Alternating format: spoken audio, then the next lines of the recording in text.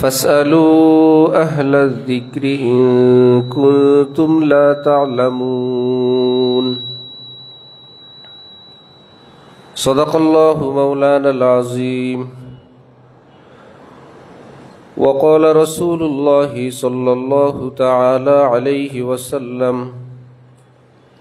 أصحابي كالنجوم بأيهم اقتديتم اهتديتم وقال رسول الله صلى الله تعالى عليه وسلم عليكم بسنتي وسنة الخلفاء الراشدين المهديين تمسكوا بها وعزوا عليها بالنواجذ أو كما قال رسول الله صلى الله تعالى عليه وسلم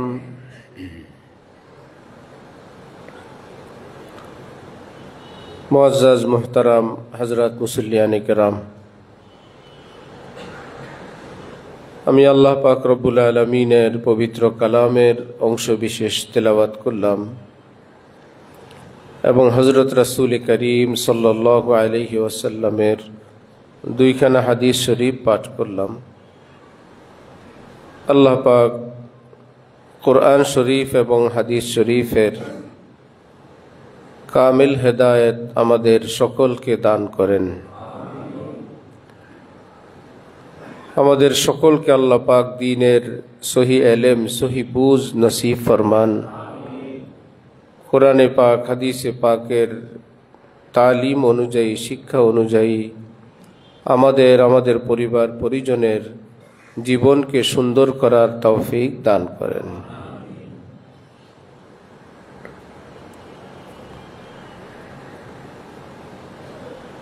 মানুষ যখন দূর দেশে কোথাও যায়,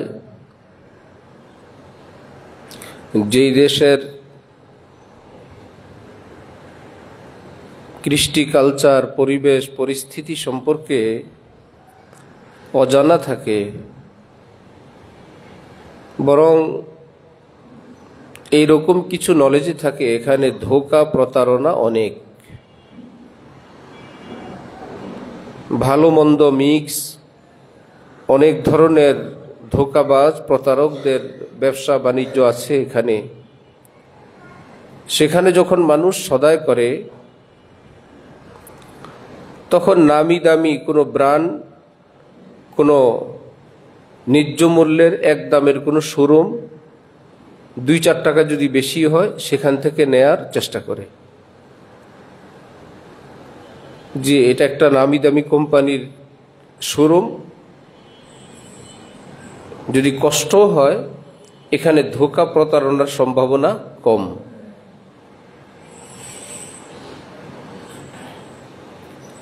হযরত রাসূলুল্লাহ সাল্লাল্লাহু আলাইহি ওয়াসাল্লাম কিয়ামত পর্যন্ত তার উম্মতকে, মুসলমানকে দ্বীন ঈমান কোন জায়গা থেকে হাসিল করবে, সংগ্রহ করবে, রাসূল সাল্লাল্লাহু আলাইহি ওয়াসাল্লাম কর্তৃক অনুমোদিত ডিলার, রাসূল সাল্লাল্লাহু আলাইহি ওয়াসাল্লাম কর্তৃক অনুমোদিত ব্যক্তিবর্গের নাম তিনি নিজে ঘোষণা করে গেছেন,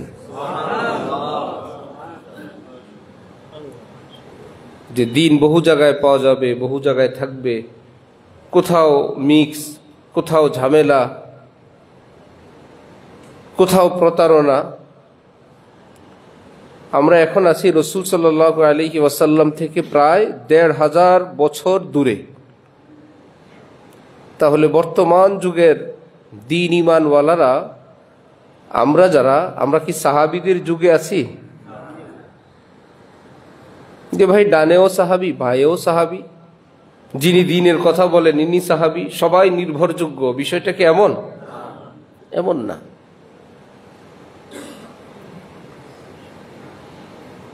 এক ব্যক্তি আমাদের শায়েখ হযরতওয়ালা ঢালকানগরের নিকট কোনো প্রফেসর, কোনো ডক্টর বই লিখে নিয়ে আসছেন।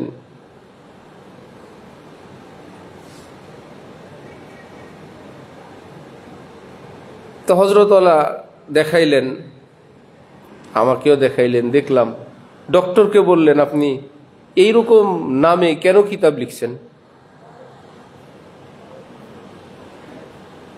কিতাবের নাম হলো কালবে সালিম, কার কা ল বয় করবে, কালবে সালিম। তো কালবুন অর্থ কুকুর, কালবুন অর্থ কি? কুকুর, কুত্তা। আর কলবুন মানে কলব।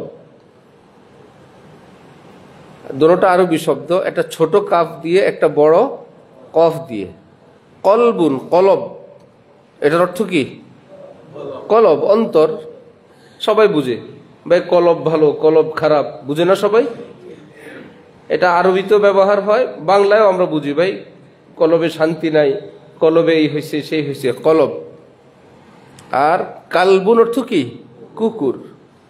কিন্তু আরবি ভাষার বড় কাফ এবং ছোট কাফ দোনোটাকে উচ্চারণ করার জন্য বাংলা ভাষায় হরফ একটা, ক। বাংলা ভাষায় ছোট কাফ আর বড় কাফের কোনো আলাদা হরফ নাই। হামজা এবং আইন দোনোটা দুই রকম। আলহামদুলিল্লাহি রব্বিল আলামিন, প্রথম যে বললাম আল, ওটা হামজা দিয়ে, আলহামদুলিল্লাহি রব্বিল আলামিন। প্রথম বললাম আল সরে আ দিয়ে, কিন্তু লিল্লাহি রব্বিল আলামিন লিখবেন যে আলামিন, সেটা বাংলা লিখবেন কি দিয়ে? সরে আ দিয়ে। হামজা লিখলেন সরে আ দিয়ে, আইন লিখতে হবে কি দিয়ে? কারণ বাংলা ভাষার কাছে আইন উচ্চারণ করার মতন কোনো হরফ, লিখতে হবে আলহামদুলিল্লাহি রব্বিল, আলহামদুলিল্লাহি, হর শিকার হি, ঠিক আছে। কিন্তু আলহামদু এটা কি ছোট হা না বড় হা? এটা হা, আলহামদু। আর দ্বিতীয় হইল লিল্লাহি, হি লিখতে তো হর শিকার হি, ঠিক আছে, ছোট হা, এটা হিতে উচ্চারণ হয়ে যাবে। আলহামদু সেটা উচ্চারণ করার জন্য বাংলা ভাষার কাছে কোনো হরফ নাই, আছে একটাই, সেই হ। লিখতে হবে আলহামদু। আসলে কি হামদু না হামদু? বাংলা লিখলে হামদু লেখার কোনো হরফ আছে? আলামিন লিখতে হবে আইন দিয়ে, বাংলার কাছে কোনো হরফ আছে? রব্বিল আলামিন নাই। ছোট কাপ বড় কাফেরও একই অবস্থা। এজন্য মনে রাখবেন, পৃথিবীর কোন ভাষায় কোরআনে পাকের উচ্চারণ করা জায়েজ নেই। অনুবাদ বলছি না, তর্জমা তাফসীর বলছি না, ব্যাখ্যা না, উচ্চারণ। আপনি কোরআন শরীফ তেলাওয়াত করতে হবে কোন ভাষায়? জি না, আসমানি ভাষায়। কোরআন শরীফ তেলাওয়াত করতে হয় কোন ভাষায়?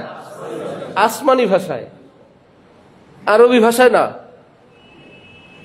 কারণ আরব দেশের মধ্যে নোয়াখালী আছে না, চট্টগ্রাম সিলেট আছে না, পুরান ঢাকা আছে না, ওটা তো আরবি ভাষাই। আপনি ওই ভাষায় কোরআন শরীফ তেলাওয়াত করতে পারবেন?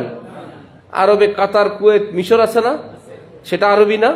সেই ভাষায় কোরআন শরীফ তেলাওয়াত করতে পারবেন?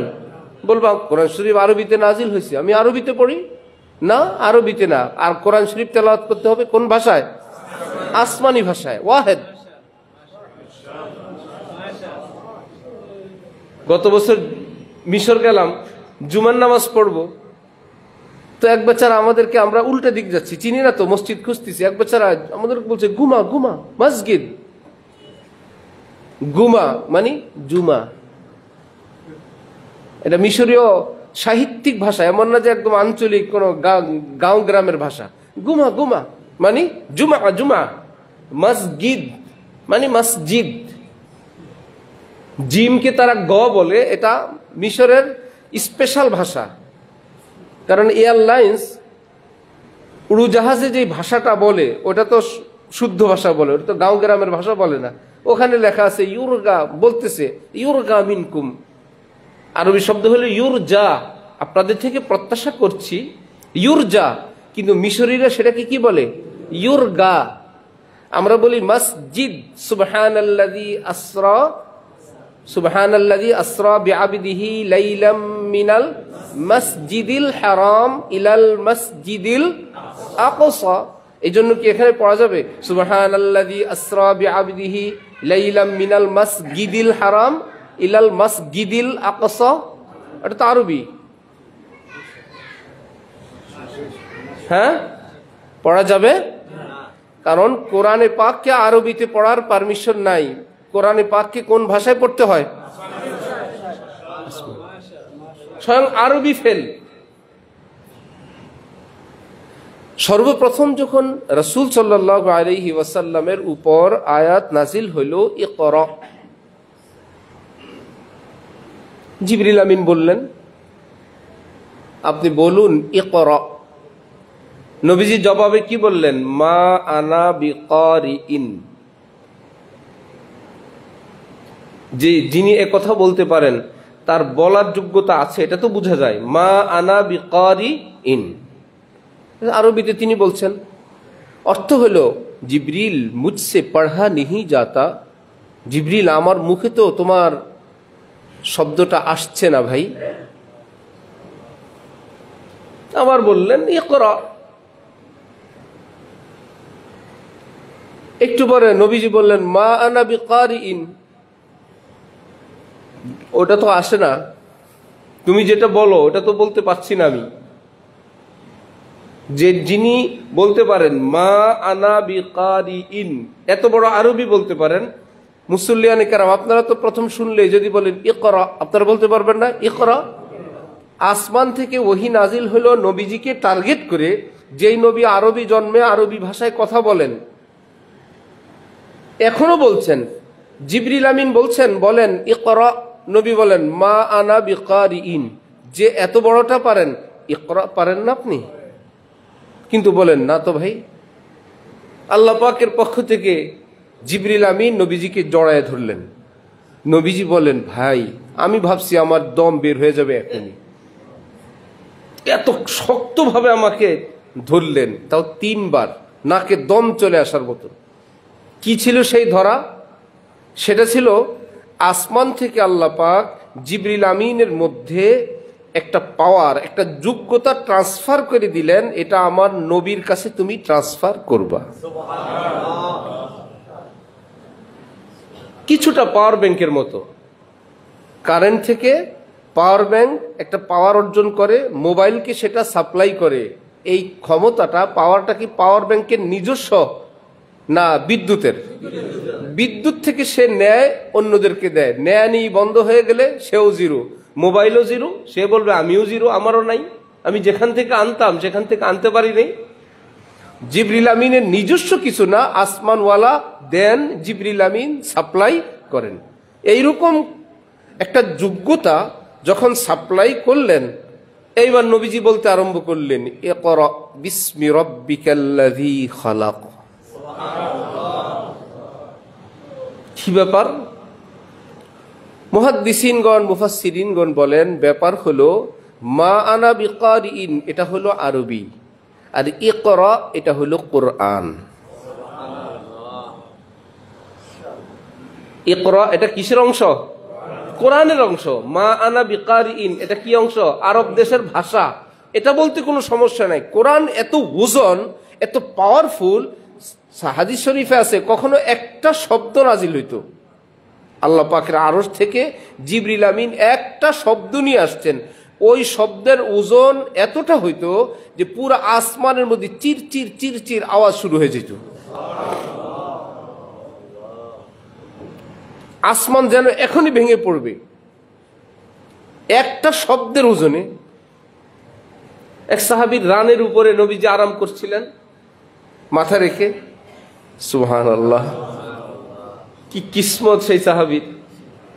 হঠাৎ দেখেন যে নবীজির মাথা মুবারক এত ভারী যে রানের হাড্ডি ভেঙে যাওয়ার মতন। কিছুক্ষণ পর আবার স্বাভাবিক। নবীজি যখন উঠলেন জিজ্ঞেস করলেন ইয়া রাসূলুল্লাহ, মধ্যখানে এতটা ওজন মনে হচ্ছিল। নবীজি বললেন হ্যাঁ, ওই সময় কোরআনে পাকের ছোট্ট একটা অংশ নাজিল হয়েছিল। কখনো উটের উপরে, ঘোড়ার উপরে নবীজি আছেন, ওহী নাজিল হয়, উটের ঘোড়ার পা সেই পাথরময় আরব দেশের মাটির ভিতরে ঢুকে যেত। আরবি কথা বলতে এরকম হয় না, এটা কোরআন। কোরআন একটা পৃষ্ঠা বাংলা আপনি একজন মানুষকে দিবেন, বিশুদ্ধ ভাষায় তিনি পড়বেন। এই একই পৃষ্ঠাকে যদি আপনি চট্টগ্রাম, নোয়াখালী, সিলেটের কোনো মানুষের কাছে দেন, পড়ার ঢং, উচ্চারণের ভাবভঙ্গি পরিবর্তন হবে না? লেখা ওইটাই। এবার যদি আমাদের পুরান ঢাকার কাউকে দেন, সে কি অন্যদের মতো পড়বে না ভিন্ন রকম? এটাকে বলে পাঠ করা। এটাকে বলে কি করা? পাঠ করা। বই পাঠ করছে, কোরআন শরীফ পাঠ করার পারমিশন নাই। অনেকে বাঙালি হইতে হইতে, অতিরিক্ত চালাক হইতে হইতে কোরআন পাঠ করো, কোরআন পাঠ করো। আর বইও পাঠ করবে, কোরআনও পাঠ করবে। কোরআন পাকের ব্যাপারে আয়াত হলো রাত্তিলিল কুরআন তারতিলা। কোরআন শব্দের, কোরআন তেলাওয়াত করতে হয়। কোরআন কি করতে হয়? পাঠ করা যায় না। হ্যাঁ, যারা পাঠ বলেন ওই তেলাওয়াতের অর্থেই বুঝাইতে চান, কিন্তু ঠিক না। কোরআন পাঠ করে না তেলাওয়াত করে, এটার কোনো তর্জমা নাই। কোরআন তেলাওয়াত তেলাওয়াত, কোরআন তেলাওয়াতের কোনো কি নাই, তর্জমা নাই, অনুবাদ নাই, বাংলা নাই। কিছু পরিভাষা আছে সব ভাষায়, সব দেশে, এটার কোনো অনুবাদ, এটার কোনো তর্জমায় হয় না। শব্দ যেটা যেভাবে আছে সেভাবেই বলতে হয়। একই জিনিসের অর্থ করার পারমিশন নেই। আব্দুল্লাহ অর্থ কি? আব্দুল্লাহ অর্থ আল্লাহর বান্দা। যার নাম আব্দুল্লাহ, সে যদি আব্দুল্লাহ না লেখে আল্লাহর বান্দা হবে কেন? আব্দুল্লাহ আর আল্লাহর বান্দায় কোনো পার্থক্য আছে? অর্থে কোনো পার্থক্য তো, কিন্তু আইডি কার্ডে বলেন, পাসপোর্ট অফিসে বলেন, বিমানবন্দরে বলেন, দেশ বিদেশে বলেন, বলবে পার্থক্য আছে না, অত ওয়াজ করবা না, তোমার নাম আব্দুল্লাহ, আব্দুল্লাহ লিখবা, অনুবাদ চলবে। এটা আব্দুল্লাহকে আব্দুল্লাহ বলতে হবে, অর্থ বলা যাবে না। অর্থ তুমি বুঝো মনে মনে, কিন্তু বলতে হবে কি? আব্দুল্লাহ। আরো সহজ বলি আমি সব সময়, ২৫০০ নারায়ণগঞ্জের একটি থানার নাম কি? অর্থ কি? ২০০০। কাগজপত্রে যদি লিখলেন ২৫০০, জেলা নারায়ণগঞ্জ, থানা ২৫০০, জেলা নারায়ণগঞ্জ হবে না? কেন ভাই? ২৫০০ আর ২৫০০ বেশ কম কি? একই তো, একই। আপনার এক নিয়ে আপনি বাড়িতে যান, এখানে ২৫০০ লেখেন, লিখতে হবে কি না? দেশের আইন, সমাজের আইন, রাষ্ট্রের সবকিছুর আইন, অফিস আদালতের, এটা ২৫০০, এটা ২৫০০। আশ্চর্য কথা না? কেন? হাই তো না, নাই, এটাই রাইট, ২৫০০ এটাই লিখতে হবে। এটার অনুবাদ তর্জমা করা যাবে না। ঠিক ইসলামের এরকম, যেমন মসজিদ, আমরা এখন আছি কোথায়? মসজিদের অর্থ কি? সেজদা করার জায়গা। তাহলে যে যেখানে ঘরে, বাড়িতে, রাস্তায়, ঘাটে আমরা নামাজ পড়ি, সব কি মসজিদ? কেন? সেজদা করার জায়গা। মসজিদ অর্থ সেজদার স্থান। যে যেখানে সেজদা করবেন সেটা মসজিদ? কেন ভাই? মসজিদ বলতে একটা নির্দিষ্ট স্থানকে বোঝায়, এটা এই জায়গার জন্যই প্রযোজ্য। সেজদা করবেন আর জায়গার নাম মসজিদ রাখবেন, ঘরের নাম মসজিদ রাখবেন, সেটা হবে? এটা একটা পরিভাষা। এটাকে বলে কি? পরিভাষা।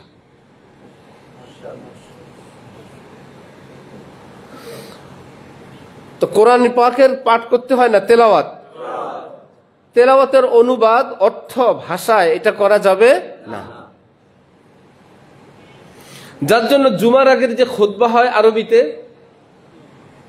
জুমার আগের খুতবা হয় না? খুতবা এটা জুমার জন্য, জুমার আগে শর্ত, ওয়াজিব। খুতবা আরবিতে। সারা পৃথিবীতে আর খুতবা হয় কোন ভাষায়? আরবিতে। কিছু মানুষের মাথায় অর্থ আসছে খুতবা অর্থ বয়ান। খুতবা অর্থ কি? ভাষণ, বয়ান। আমি যাদেরকে ভাষণ দিব তারা যদি খুতবা না বুঝে তো কেমন হবে? সুতরাং খুতবাটা বাংলায় হওয়া উচিত। খুতবা অর্থ বয়ান, ভাষণ। তো আমি যাদেরকে ভাষণ দিচ্ছি, নবীজি আরব দেশে ছিলেন, আরবিতে খুতবা দিছেন, সুতরাং খুতবা যেই দেশের মানুষ সেই দেশে বলবে। অথচ খুতবা অর্থ ভাষণ, সেইটা তো ঠিক আছে, কিন্তু খুতবা অর্থ ভাষণ বললে ভাষণ দিলে খুতবা হবে না। ভাষণ দিলে খুতবা হয়?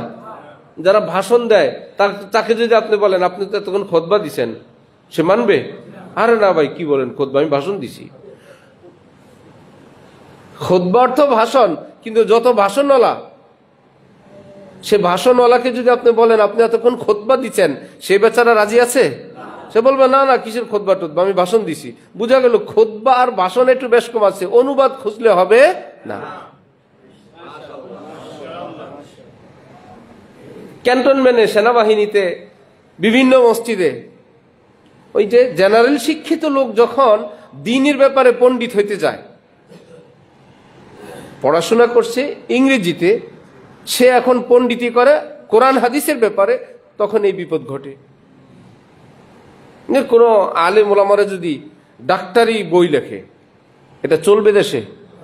যে আমাদের বড় বড় মুফতিয়ানে কেরাম, এই দেশের বিজ্ঞ আলেম ওলামারা মিলে আমাদের জন্য একটা চিকিৎসা শাস্ত্রের বই লিখছে, সবাই বলবে আরে ভাই হুজুর মানুষ, ওনারা চিকিৎসা নিয়ে মাথা ঘামানোর প্রয়োজন কি, ওনারা কোরআন হাদিস নিয়ে থাকুক। আর সেটা যদি লেখেও, সেটা কি আন্তর্জাতিক যত মেডিকেল কলেজ হসপিটাল আছে, সেই হসপিটালের যারা বিশেষজ্ঞ ডাক্তার, তাদের চেয়েও কি আরো বেশি গ্রহণযোগ্য হবে? ভাই চিকিৎসা শাস্ত্রে যারা বড়, তাদের কথাটাই সেই শাস্ত্রে বড়। ইমাম, আলেম, ওলামা, আপনি যেই শাস্ত্রে আছেন, আপনার শাস্ত্রে আপনি বড়। বিমান চালানো সম্পর্কে একটা বই লিখলো ডাক্তার সাহেবরা, পড়ছে ডাক্তারি, এখন পাইলটের উপরে বই লিখছে। এটাকে বলে অনধিকার চর্চা। এটাকে বলে কি? অনধিকার চর্চা। যে যেই জগতে আছো সেই জগতে করো। খুতবা অর্থ ভাষণ। সুতরাং ভাষণ দেয় এখন বিভিন্ন আমাদের দেশের ক্যান্টনমেন্ট সহ বিভিন্ন জায়গায় খুতবা দেয় বাংলায়। অথচ রাসূল সাল্লাল্লাহু আলাইহি ওয়াসাল্লাম এবং সাহাবাই কেরাম পৃথিবীর যে সমস্ত দেশে গিয়ে দ্বীনের দাওয়াত দিতেন, যেহেতু ওনারা আরবি ভাষার, ওই দেশের কোনো অনুবাদক, ইন্টারপ্রেটার, কোনো মুতারজিম তারা রাখতেন, যে আমার কথাগুলো এই দেশের মানুষদেরকে এই ভাষায় বুঝায়া বলো। নসিহত করতেছেন, দ্বীনের কথা বলছেন। কিন্তু সারা পৃথিবীতে যেখানেই সাহাবাই কেরাম এবং নবীজি জুমা পড়াইছেন, জুমার আগে যে খুতবা দিছেন, খুতবার জন্য কোনো আলাদা অনুবাদক রেখে খুতবাটাকে আবার সেই ভাষায় করে দিছেন, এর কোনো প্রমাণ ইসলামের ইতিহাসে নাই। সব জায়গায় খুতবা দিতেন আরবিতে, আবার বয়ান করতেন নিজের ভাষায়, কেউ না বুঝলে তার ভাষায় বুঝিয়ে দিতেন। বুঝে গেল বয়ান একটা বিষয়, খুতবা আরেকটা বিষয়। এই যে দুইটা বিষয়, এটা যখন আমি আপনি বিজ্ঞ আলেমদের উপর আস্থা রাখবো, তখন তারা বলে দিবেন এটা দুই বিষয়, আমি আপনি মেনে নিব, ফিনিশ। যখন আপনার আলেমদের উপর থেকে আস্থা চলে যাবে, এলেমের বিষয়ে আপনি আমি নিজেরা মাথা ঘামাবো, নিজেরা রিচার্জ করব, তখনই তো শুরু হয়ে যাবে কালবে সালিম। কালবুন অর্থ কি? কলবুন অর্থ কলব। এখন বেচারায় হার্টের একটা ছবিও দিছে ছোট্ট করে, বুঝাইতে চাইছে নিরাপদ সুস্থ অন্তর, আত্মশুদ্ধিওয়ালা পরিশুদ্ধ অন্তর। কিন্তু বাংলায় লেখলো কি? আমরা তো বহু আগে সেই ছাত্র ওস্তাদের কাছে পড়ছিলাম, এইরকম এক বেচারা নামাজ পড়ে, নামাজের সময় পাশে একটা কুকুর বেঁধে রাখে। কি মুশকিল! সবাই বলল যে আপনি নামাজ পড়েন? বলল আমি তো ফেকার কিতাবে এরকম পাইছি। কি পাইছেন? যে লা সালাতা ইল্লা বিহুজুরিল কালবি, কুকুরের উপস্থিতি ব্যতীত নামাজ হয় না। নামাজে কি উপস্থিত থাকতে হয়? আলেম ওলামারা বলে হারে বেকুব, এই কথা কোথায় পেল? পরে সে কিতাব খুলে দেখাইছে, এই যে এখানে উচ্চারণ আছে, আরবিতে পড়তে পারে না। লা অর্থ না, হবে না, সালাত অর্থ নামাজ, ইল্লা অর্থ ব্যতীত, হুজুরি অর্থ উপস্থিত, কালবুন অর্থ কুকুর। শব্দের অর্থ দেখে বেচারা ঠিক করছে। আলেম ওলামারা বলল আরে বেকুব, এটা কালবুন, এটা কলবুন, যে অন্তর উপস্থিত না থাকলে নামাজ হয় না। সে কি কালবুন না কলবুন? কিন্তু বাংলা ভাষায় দুই কফের জন্য হরফ কয়টা? একটা। কালবুনও এক, কলবুনও এক। তখন আলেম ওলামারা কি করে, এটাকে কলবুন যখন লেখে কয়ের নিচে একটা ব দেয়। কয়ের নিচে কি দেয়? ব দেয়। আর আকার দেয় না, ওটাকে ক আকার কা দেয় না, ক নিচে বফালা দিয়ে কলবুন। তখন পড়নেওয়ালারা বুঝে এটা কলব। কোরআনে পাকের উচ্চারণ পৃথিবীর কোন ভাষায় করা জায়েজ?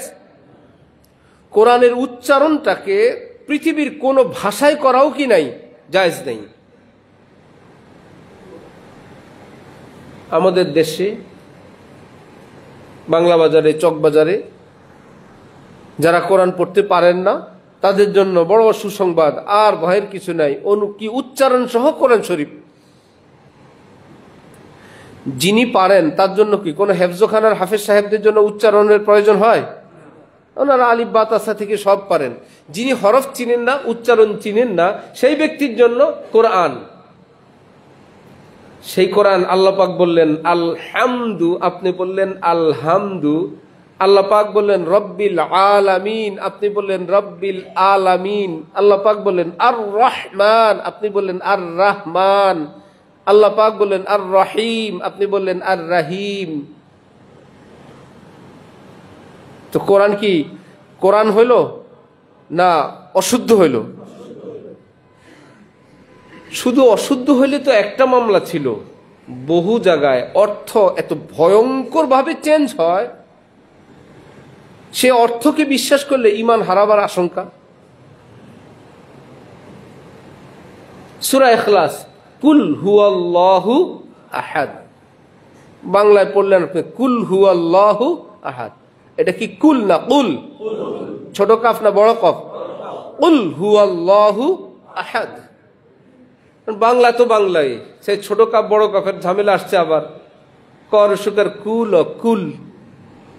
কুল অর্থ হে নবী আপনি বলুন, কুল আপনি বলুন, হুয়া তিনি, আল্লাহ আল্লাহ, আহাদ তিনি এক, তিনি আপনি বলুন। আর যখন আপনি কুল বলবেন ছোট কাফ দিয়ে, আর বাংলায় তো লেখাই কুল, অর্থ আপনি ভক্ষণ করুন, আপনি খান। কোথায় হলো আপনি বলুন আল্লাহ এক, আর আপনি খাবার গ্রহণ করুন, আপনি খান, আল্লাহ এক। আল্লাহ আমাদের মুসলমানদেরকে দ্বীনের সহি বুঝ দান করেন। তাহলে কোরআনে পাক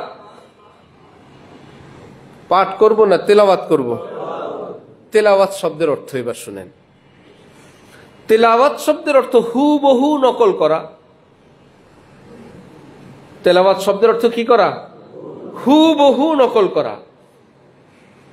আল্লাহ পাক যেভাবে জিবরিল আমিনকে পড়ে উচ্চারণ করে শোনাইলেন, জিবরিল আমিন রেকর্ডারের মতন ফুল হুবহু লা ইয়াসুনাল্লাহ মা আমারাহুম। কোরআন শরীফে বলেন আমার ফেরেশতাদেরকে জানো, ঠিক যাকে যেভাবে যা বলি তাই করে, এক বিন্দু তারা হেরফের করে না। কিয়ামত পর্যন্ত সেজদা দেয়া থাকবা, সেজদাই পড়ে আছে, মাথা উঠাবে না। তুমি রুকুতে থাকো, তুমি জিকিরে থাকো, যাকে যেভাবে। টেনশন তো নাই, ক্ষুধা নাই, খাদ্য নাই, রোগ নাই, বালাই নাই, বউ নাই, বাচ্চা নাই, মা নাই, বাপ নাই, যাকে যেভাবে রাখছেন। হুবহু যেই উচ্চারণ আল্লাহ পাক করে জিবরিলকে দিলেন, জিবরিল আমিন ঠিক হুবহু উচ্চারণ করে রসুলকে শুনাইলেন। এবার রসুলকে আল্লাহ পাক বললেন, আপনি কোরআন শিক্ষা দিবেন সেটা আলাদা। ইয়াতলু আলাইহিম আয়াতি, আপনাকে আমার পক্ষ থেকে জিবরিল আমিন কোরআনে পাকের যেই উচ্চারণটা দিলেন, আপনি আপনার উম্মতকে হুবহু সেই উচ্চারণে কোরআন শেখাবেন। একদম হুবহু সেই উচ্চারণ দিয়ে কোরআন শেখাবেন। আপনাকে মৌলিক 4টি কাজ দিলাম, এর মধ্যে একটি হলো কোরআনের বিশুদ্ধ তেলাওয়াত শেখাবেন, অর্থ আলাদা। তাহলে নবীজি কি কোরআন পাঠ করাইতেন না তেলাওয়াত করাইতেন? তেলাওয়াত অর্থ জিবরিল আমিন নবীজিকে ঠিক যেভাবে শুনাইলেন, জিবরিল আমিনকে আল্লাহ পাক যেভাবে শুনাইলেন, সুতরাং এই হুবহু অরিজিনাল আসলি উচ্চারণ সহ আসমানি তেলাওয়াতটা ডাক্তার, ইঞ্জিনিয়ার, প্রফেসর, ডক্টর তাদের থেকে আমরা পাবো না উলামায়ে কেরাম? আলেম তাকে বলে যার কাছে এলেম আছে, সেই না। এলেম থাকলে আলেম হয় না, সনদ সহকারে এলেম শিখতে হয়। নির্ভরযোগ্য সনদ সহ এলেম শিখলে তিনি আলেম। ঠুনকা এখান থেকে কিছু ফেসবুক থেকে, ইউটিউব থেকে, রাস্তার বই থেকে, ওয়াজ মাহফিল থেকে মোটামুটি ভালোই শিখছেন, আলেম না। যথাযথ নিয়মে ধারাবাহিকভাবে এলেম শিখবে, সনদের সাথে বলতে হবে আপনার এই কোরআন হাদিসের এই ব্যাখ্যা আপনি কোন উস্তাদের নিকট শিখলেন, অমুক উস্তাদ। এবার আপনি গ্রহণযোগ্য কিনা, আপনার উস্তাদ গ্রহণযোগ্য কিনা, সেই উস্তাদ কোত্থেকে শিখলেন, অমুক থেকে। ইসলাম ধর্মে আল্লাহ পাকের রহমতে যেমন কোরআন হাদিস রক্ষিত, সুরক্ষিত, ঠিক কোরআন হাদিসের বর্ণনাকারীদের এই ধারা আল্লাহ পাক এই পর্যন্ত সেটাকেও হেফাজত করছেন। আমাদের উস্তাদদের ধারা আমাদের কাছে লিখিত আছে, আমরা বলতে পারবো যে আমাদের উস্তাদ অমুক, তার উস্তাদ অমুক, তার উস্তাদ অমুক, তার উস্তাদ অমুক, একদম এই ধারা চলে যাবে রাসূলুল্লাহ সাল্লাল্লাহু আলাইহি ওয়াসাল্লাম পর্যন্ত। সব জায়গায় হক্কানি আলেম ওলামাদের কাছে সব মাদ্রাসায় সুরক্ষিত আছে, বছরের শেষ সেটা প্রদান করা হয়। তো যারা এই ধারায় পড়াশোনা করবে না, ঠুনকা, তাহলে এটার নবীজির থেকে আসা কিনা এটা তো জানা যাবে না। এটা রাস্তায় কোনো দিক থেকে প্রবেশ করলো কিনা, এটা কারো মাথার থেকে কিনা, কারো নিজস্ব রিচার্জ কিনা, সত্য কি মিথ্যা কিনা, যুগে যুগে ভ্রান্ত কথা ঢুকছে সেটা কিনা, সম্ভাবনা আছে কিনা? আচ্ছা। আর যখন এটা ধারায় ধারায় ধারায় ধারায় একদম চলে যাবে রাসূলুল্লাহ সাল্লাল্লাহু আলাইহি ওয়াসাল্লাম পর্যন্ত, তখন আলেমরা বলবেন হ্যাঁ এটার এই বয়ানটা, এই বিবৃতিটা, এই অনুবাদটা এটা একদম গোড়া পর্যন্ত আছে, এটা নিরাপদ। এই এলেম শুধু আলেমদের কাছে আছে। মুফতি আজম পাকিস্তান মুফতি শফি সাহেব, তকি উসমানী সাহেবের বাবা শফি ওসমানী, তকি ওসমানী, হযরত ওসমান রাদিয়াল্লাহু তাআলা আনহুর বংশধর, এই জন্য বলা হয় কি ওসমানী। হযরত আশরাফ আলী থানভী ওমরি, হযরত ওমরের বংশধর। হযরত কাসেম নানুতুবি হযরত আবু বকর সিদ্দিক রাদিয়াল্লাহু তাআলা আনহুর বংশধর। হযরত রশিদ আহমদ গঙ্গুহি হযরত আবু আইয়ুব আনসারী রাদিয়াল্লাহু তাআলা আনহুর বংশধর। উলামায়ে দেওবন্দ। তো হযরত মুফতি শফি ওসমানী রাহমাতুল্লাহি আলাইহি লিখলেন তাফসীরে মাআরিফুল কোরআন। আমাদের ইসলামী ফাউন্ডেশন থেকে এবং বাংলায় এটার অনুবাদ আছে। মাআরিফুল কোরআন গ্রহণযোগ্য তাফসীরের কিতাব, কেউ চাইলে সংগ্রহ করে রাখতে পারবেন। বাংলা সেখানে ব্যাখ্যা আছে, সুন্দর, নিরাপদ, সাধারণ মুসলমানদের জন্য। তিনি করছেন এটা মুসলমানদের জন্য। যিনি পুরা পাকিস্তানের শ্রেষ্ঠ আলেম, তিনি কি কোরআন শরীফের তাফসীর করতে পারেন না? কিন্তু তাফসীরের মধ্যে জায়গায় জায়গায় পুরা কিতাবের মধ্যে একটু তাফসীর লিখে নিচে দিয়ে ছোট্ট করে লিখে দিয়েছেন, এই তাফসীর আমি করি নাই ভাই, এটা আমি হাকিমুল উম্মত মাওলানা আশরাফ আলী থানভীর বায়ানুল কোরআন থেকে আমি সংগ্রহ করে তোমাদের জন্য এখানে লিখে দিলাম। এটা আমার মনের মাথার না, এটা হযরত থানবীর কিতাব থেকে হুবহু কপি করে আনলাম। তোমরা খুঁজতে পারবে না, আমি খুঁজে পাইছি, তোমাদের জন্য কাছে এনে দিলাম। তাহলে ওনার কিতাবের মূল কিতাব হয়ে গেল কি? বয়ানুল কোরআন। ছিল মারিফুল কোরআন, মারিফুল কোরআনে উদ্ধৃতি দেওয়া বয়ানুল কোরআনের। বয়ানুল কোরআন কিতাব উল্টান হযরত আশরাফ আলী থানবী লিখে দিয়েছেন। আমি আমার কিতাবে যা লিখছি এগুলো কোথাও থেকে ধার কর্য করা, রাস্তার কুড়ানো, আমার মনে যা আসছে তাই না। আমি এটা নিয়ে আসছি তাফসিরে জালালাইন থেকে, তাফসিরে কবির থেকে, তাফসিরে খাজেন থেকে, বড় বড় কিতাব সবকটার নাম লিখে দিয়েছেন। তাহলে তো উনিও নিজের থেকে বললেন না, কোন কোন জায়গা থেকে আনলেন সেটা আবার সাথে সাথে তিনি লিখে দিয়েছেন যে সেই বড় বড় কিতাব থেকে মণিমুক্তাগুলো খুঁজে আমি তোমাদের জন্য কাছে নিয়ে আসলাম, কোনটা কোন জায়গা থেকে বলে দিলাম। তাহলে সেই সমস্ত কিতাবে আমরা দেখি ওনারা বলে দিয়েছেন আমরা নিয়ে আসছি তাফসিরে ইবনে কাসির থেকে। ভাই কেউ নিজে বলেন না, শুধু আরেকজন থেকে বলেন। আপনি কিছু বলেন, বললেন যে কোরআনে নিজে নিজে বলা যায় না, ইসলামের কথা নিজে নিজে বলা মাথায় আসলেই বলা যায় না, বুঝে আসলেই বলা যায় না, যুক্তিতে আসলেই বলা যায় না। এই কথা ইসলামে আছে কিনা সেটা দলিল সহ বলতে হয়। ভালো, তাফসির ইবনে কাসির ওয়ালা দেখি তো আপনি কি লিখছেন। তিনি শুরুতেই লিখছেন আমি একটা কথাও আমার থেকে লিখি নাই, সব হয়তো নবীজির অথবা সাহাবাই কেরামের কথা থেকে, তাদের ব্যাখ্যা থেকে আমার কিতাবের পুরা তাফসির আমি লিখছি। সাহাবাই কেরাম বলেন আমরা কোনো তাফসির নিজেরা করি নাই, আমরা সমস্ত তাফসির রাসূলুল্লাহ সাল্লাল্লাহু আলাইহি ওয়াসাল্লাম থেকে শুনে তারপরে লিখছি। রসুলের ব্যাপারে আল্লাহ বলেন মা ইয়ানতিকু আনিল হাওয়া ইন হুয়া ইল্লা ওয়াহয়ুন ইউহা। নবীজির এই জিহ্বা, ঠোঁট, ভাষা এটা আমি আল্লাহর কন্ট্রোলে থাকে, আমি যা বলাই তিনি তাই বলেন।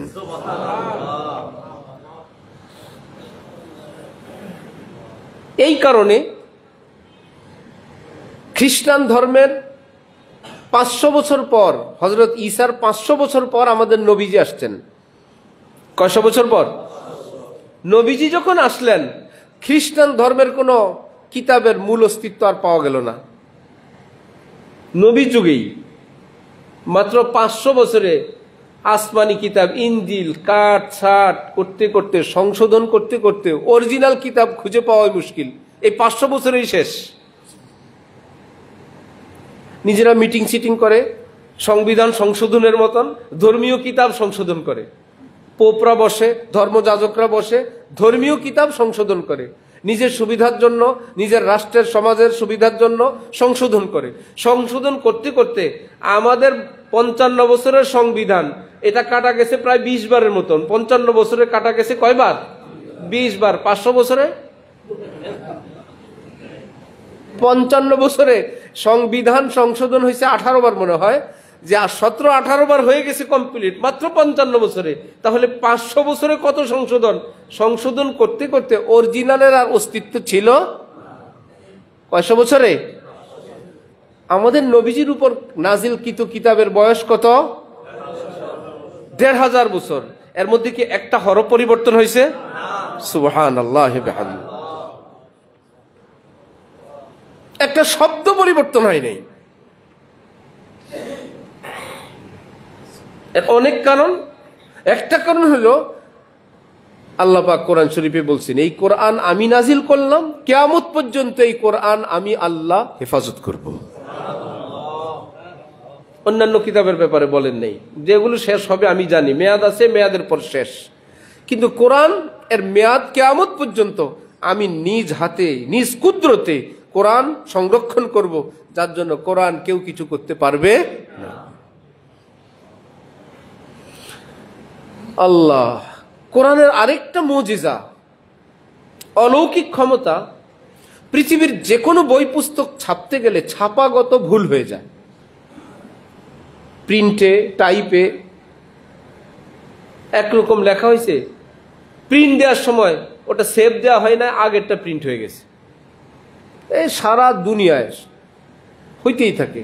আমাদের দেশের বই পুস্তক সব জায়গায় দেখবেন কিছু না কিছু ভুল হয়েই যায়, ছাপাগত ভুল। তো এই ছাপাগত ভুল কোরআন কি ফেরেশতারা ছাপে? আসমানে ছাপে না দুনিয়া ছাপে?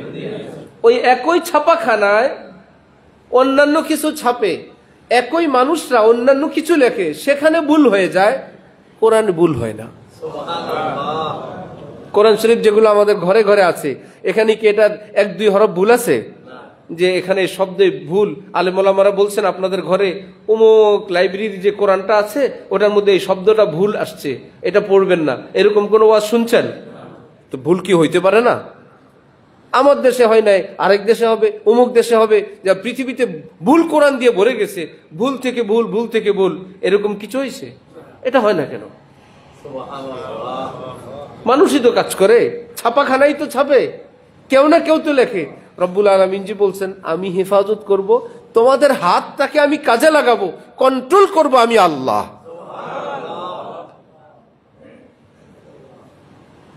ছাপায় কোনো ভুল হয় না।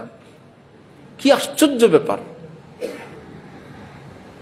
অন্যান্য কিতাব যে যারা ছাপে ইচ্ছা করে 2-1টা ভুল রাখে, শতভাগ নির্ভুল করে ছাপে, ছাপার পর দেখে ভুল হয়ে গেছে, আকার রসিকার ভুল হয়ে গেছে, একটা হরফ রয়ে গেছে।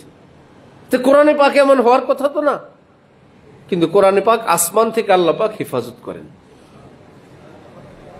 ঠিক এমনি ভাবে আল্লাহ পাক বলেন আমি কোরআন, শুধু কোরআন হেফাজত করব না, কোরআনের অর্থকেও আমি আল্লাহ হেফাজত করব, তাফসীরও হেফাজত করব। শুধু কোরআন হাদিসের ব্যাখ্যা বিশ্লেষণ হেফাজত করব না, কোরআন যারা ব্যাখ্যা বিশ্লেষণ করবেন যে আলেম ওলামা, আমি আল্লাহ তাদেরকেও হেফাজত করব। সুবহানাল্লাহ ওয়া বিহামদিহি।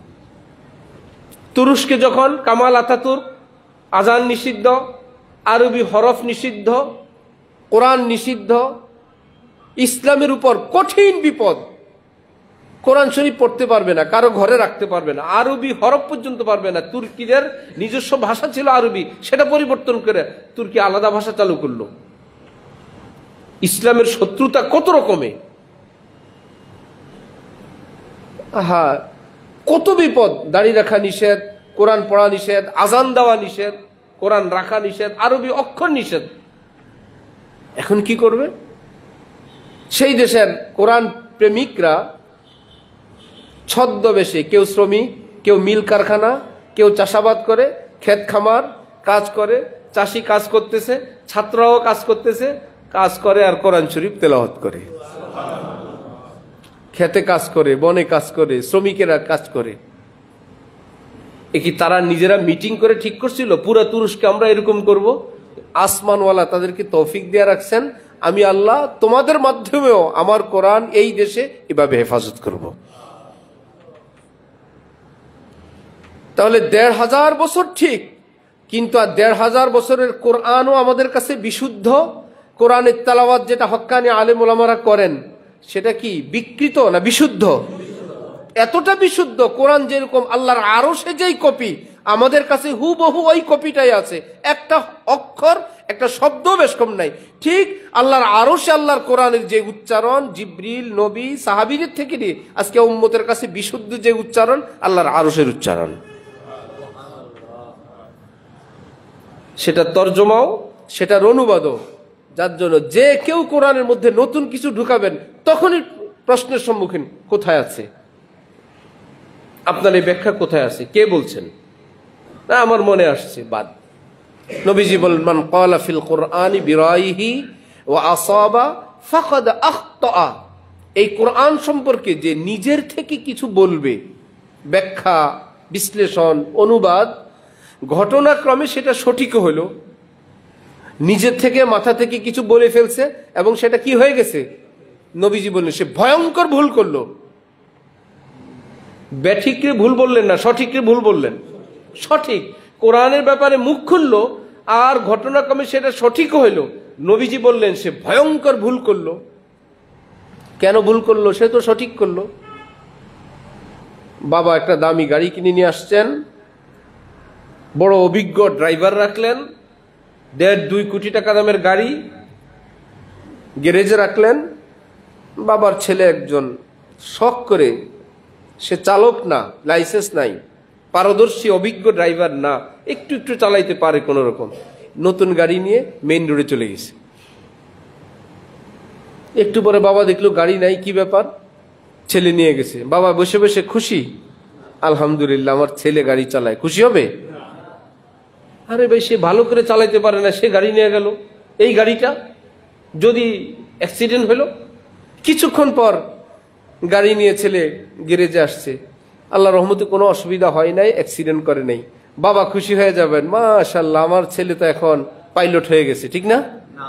2টা চুমু দিবে না, না ধমক দিবে? বাবা দেয় ধমক, ছেলে বলো কিসের ধমক, আমার তো কোনো ভুল হয় নাই, আমি তো অ্যাক্সিডেন্ট করি নাই, তোমার গাড়ি কোনো খোঁচা খাওয়াই নাই, দেখো তুমি। বাবা বলবে ভয়ঙ্কর অন্যায় করছো, কেন করলে এই কাজ, কেন গাড়ি নিলা, কাজটা তোমার ঠিক হয় নাই। ছেলে বলল ঠিক হয় নাই, ব্যাঠিকের কি হয়েছে, আমি তো গাড়ি চালাই নিয়ে আসছি। বলল আল্লাহ তোমারে বাঁচাইছে, সহি সালামত এসে গেছো, যদি অ্যাক্সিডেন্ট হইতো তুমিও শেষ, গাড়িও শেষ। কারণ অনভিজ্ঞ ড্রাইভারের হাতে গাড়ি নিরাপদ না। ঘটনাক্রমে চলে আসছো, কিন্তু তুমি চালক না, তুমি চালানো নিরাপদ না। যদি দুর্ঘটনা হয়তো হওয়ার সম্ভাবনাই প্রবল। খবরদার আর কোনোদিন গাড়ির চাবি হাত দিবা না, সিটে বসবা না, বলবি কিনা বাবা? নবীজি বলেন যে কোরআনের একটা ব্যাখ্যা করে ফেললো, ঘটনাক্রমে সঠিক হয়ে গেল, তুমি ভয়ঙ্কর অন্যায় করলা। যদি একদিন ভুল ব্যাখ্যা করো, সেদিন কি 2-3 কোটি টাকার গাড়ি যাবে না ইমান যাবে? তোমার ইমান যাবে। তুমি কোরআনের ব্যাখ্যার কেউ না, নিজের থেকে কোরআনের ব্যাখ্যা করার পারমিশন নাই। যারা পারদর্শী লাইসেন্স প্রাপ্ত ওলামায়ে কেরাম, কোরআন হাদিসের ব্যাখ্যা শুধুমাত্র তারা করবেন। সবাই ব্যাখ্যা করে কালবে সালিম, অর্থ ছিল পরিশুদ্ধ অন্তর, নিচে আবার বাংলা লিখছে। অথচ কালবে সালিম অর্থ কি? নিরাপদ কুকুর। ওই ব্যক্তি কি নিরাপদ কুকুর সম্পর্কে বই লিখছেন না কলব সম্পর্কে লিখছেন? কলব কালব হয়ে গেল কেন? আলেমদেরকে এড়ায় গিয়া, আলেমদের থেকে দূরে থেকে বই লেখার কারণে। কেন আপনি লিখতে যাবেন? এই ব্যাপারে বই পুস্তকের অভাব আছে। একটা জায়গায় আলেমদের কাছে নথি স্বীকার করতে অপ্রস্তুত, বুঝতেছেন? মহিউসুন্নাহ শাহ আবরারুল হক সাহেব রহমতুল্লাহ আলাইহি বলতেন, আলিমদের কাছে কোরআনের জন্য, হাদিসের জন্য, ইসলাম শিখার জন্য, দ্বীন ঈমান হাসিল করার জন্য, জাহান্নাম থেকে বাঁচার জন্য, জান্নাতে যাওয়ার জন্য নথি স্বীকার করতে অপ্রস্তুত, শরম পাও সেখানে দাঁড়ায় থাকতে। ডাক্তারের কাছে সিরিয়াল দিতে তো তোমাকে শরম শুনি নাই? তোমাকে তো শুনি নাই তুমি ডাক্তারের কাছে যেতে লজ্জা পাও যে আমার মতন ব্যক্তি আমি কেন ডাক্তারের কাছে যাব, কেন সিরিয়ালে বসে থাকবো, কেন আমি সিরিয়াল দিব? কেউ লজ্জা পায়? হযরত আরো মজা করে বলতেন, তোমাকে তো মুচির সামনে দাঁড়াইতো আমি লজ্জা বোধ করতে দেখি নাই। নিজের জুতা মেরামত করার জন্য মুচির সামনে তুমি দাঁড়াইতে লজ্জা পাও না? নিজের ঈমান মেরামত করবা, সেই জন্য আলেমের সামনে তুমি দাঁড়াইতে লজ্জা বোধ করো। এটা লজ্জা না, এটা জাহান্নামী চরিত্র, এটা শয়তানি চরিত্র। আমি দ্বীন মেরামত করব, ঈমান মেরামত করব, জান্নাতের পথ সুগম করব, জাহান্নাম থেকে মুক্তি পাবো। আলেমের কাছে যাইতে, সিরিয়াল দিতে, বসতে আমার লজ্জা হয়। লেগুনায় উঠবে, দাঁড়ায় আছে, বাসে উঠবে, দাঁড়ায় আছে, বিল দিবে, দাঁড়ায় আছে, গ্যাস বিল, কারেন্ট বিল, যে যেখানে যায় অনেক সিরিয়াল দিতে হয় কিনা, ভদ্রভাবে দাঁড়ায় আছে, বসে আছে, অপেক্ষায়, কোনো লজ্জা না। এটা আমরা সবাই মিলে তো এটা করি। এই জন্য এই লজ্জা না। আলেম ওলামারা বলেন ইসলামী যে লজ্জা রাখা উচিত সেটা কি লজ্জা? ফাইন্না হাকিকাতাল হায়া আন্না মাওলাকা লা ইয়ারাকা হাইসু নাহাকা। আল্লাহর আদেশের খেলাফ কোনো কাজ করতে যদি তোমার শরম লাগে, এটা হলো অরিজিনাল শরম। যে ভাই আল্লাহ হুকুম করলেন আর আমি পালন করব না, কত বড় শরমের কথা। এটা হলো শরম। আল্লাহর হুকুম লঙ্ঘন করো দেধারসে, নির্বিঘ্নে। তুমি আব্বারে সালাম দিতে শরম লাগে, মাকে সালাম দিতে শরম লাগে, আলেমের কাছে কোরআন শরীফ শুনাইতে শরম লাগে, এটা শরম না। এই শরম বর্জন করা উচিত। এটা হলো শয়তানের ধোঁকা, যে লজ্জা এইরকম একটা কিছু দিয়ে তাকে অশুদ্ধ কোরআন নিয়ে বসায় রাখছে। মুসলমান ভাইরা, নামাজ পড়েন, কোরআনে পাক শুদ্ধ না। নামাজ পড়েন, উজুর আহকাম জানেন না। নামাজ পড়েন, নামাজের ফরজগুলোর এলেম আপনার নাই। নামাজ পড়ছেন, আত্তাহিয়াতু, দোয়ায়ে কুনুত, দুরূদ শরীফ আপনার জানা নাই। নামাজ পড়েন, নামাজ ভঙ্গের কারণগুলো আপনার জানা নাই। নামাজ পড়েন, সহু সেজদা দেওয়ার মাসআলাগুলো আপনার জানা নাই। তাহলে আমার আপনার ঈমানের কত করুণ দশা, কত করুণ পরিস্থিতি।